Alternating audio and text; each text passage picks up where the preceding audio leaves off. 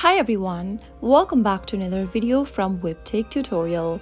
In today's episode, I'm going to be showing you how to download Linqto application on your iPhone. So let's go ahead and get started without wasting much of our time. First of all, open your App Store and go to the search box and type in Linqto and search. Once you find the application in the search result, go ahead and tap on this application and tap on the Get button to begin downloading the app. Wait for the application to download and install on your device, which will only take a few minutes depending upon the internet speed.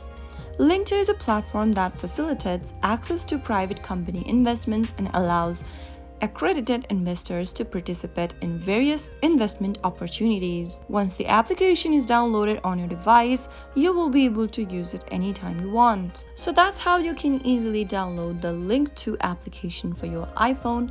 If you found the video to be helpful, go ahead and give us a thumbs up. Don't forget to subscribe to our channel by hitting the subscribe button. Also press the bell icon so that you'll never miss another upcoming upload from us. I'll see you again in the next video. Goodbye till then.